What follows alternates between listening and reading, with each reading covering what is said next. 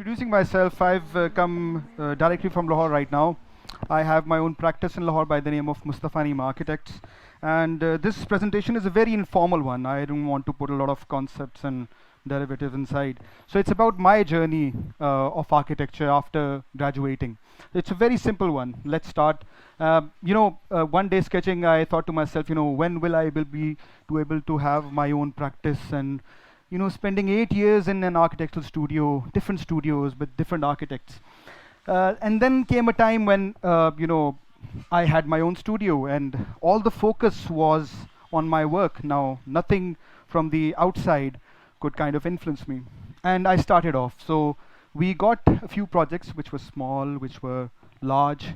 And the moment one of the projects came to life was when I realized how much fun architecture was. Just like Dr. Frankenstein said, it's alive. And when it was alive, the few processes that were involved were very, very tough. I mean, starting your own practice is a very difficult job. And then it continued slowly. And since modern architecture is very, at hand, international architecture is one thing that you can see all around.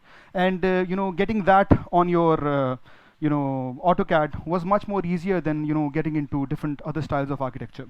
And then this thing came up where form, function, materials, and your concept, they started getting together in where I had to look at the golden section, but kind of didn't apply it.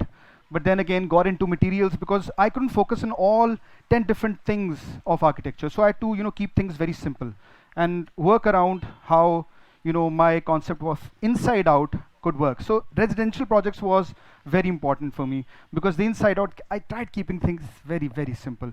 Because when we kind of get influenced or by other big architects, I've got a lot of big names over here, and we see their work, we don't actually see the time they've spent coming from simpler things and then going to complex things. And again, traveling on, we got one canal projects, 6,000 odd square feet. We got the opportunity to actually focus ourselves to different new materials, WPC, wood polycarbonate, epoxy floorings. But the essence remained the same, where we wanted to actually have the inside out feel. This concept never changed.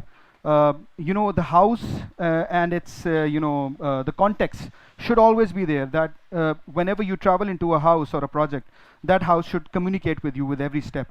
But there was, suspense, because I got introduced to another type of architecture. And since, we kind of don't get into the places where we want to go, so I got introduced to Spanish revival. A client came up and said, I want to make a Spanish revival farmhouse. And I said, I don't do that. But, I sketched it out and said, I mean, why not? I'm not doing anything great at the moment, so why not just discover? So this journey of discovery started from this project, where, I just made modern architecture on one side. And when it came to being, I thought, this is fun. I'm going to try out more of these projects. And just again, the concept remained where I had to believe that the house was introvert. It had to be planned from the inside out. And the materials came along because these architectural styles have very specific elements and very specific principles. So it gave me the opportunity to actually learn about these things and get myself focused. But there was another twist, and that twist was coming right after this project, which was a French neoclassical, which I thought was very easy.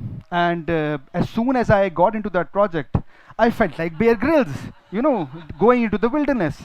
And, having a give thumbs up, so now I've done it on AutoCAD, it's easy. But, I regretted that decision the very next moment because, I took it for granted. I swear to God on that. And the moment the details started popping out, I thought, I can't do this. This has a lot of detail in it, because I was looking at the macro level. I never looked at the micro level. So this discovery again continued. I didn't give up. I thought I have to get more details into this and, face, small projects within that project. And as soon as it amalgamated, I was very happy because they started, reality. Eventually, when it takes physical form, now these things were very difficult to design. And they were very difficult to make. You had to get the right people on board. And eventually, all the details, learning about the ionic orders, about, cyma rectas, very weird nomenclature. But they started coming out really nice. So that gave me, again, confidence. So my point was to actually apply these same principles back to modern architecture. So these principles that I learned, because they were surrounded by very specific elements, like in France, in Paris. And when it got made, I was super happy. Now, at this point in time, I realized that I have to get back to modern because I don't want to stop my discovery phase. So again, I applied these same things to other projects, which were namely, I was very apprehensive of doing interior projects. I thought that they were money-making ventures, and you would only do it to make money.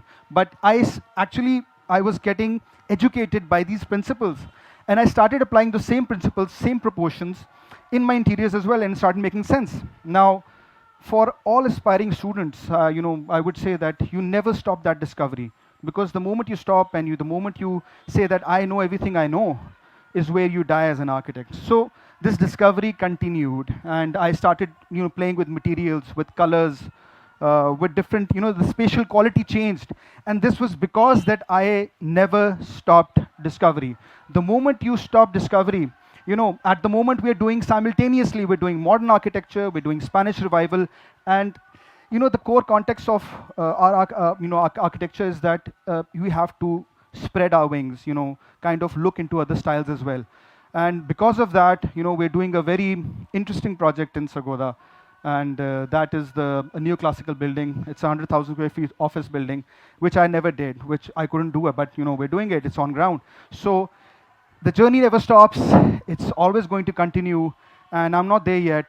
And it's for aspiring students and architects, you never stop. You never ever stop. Thank you very much.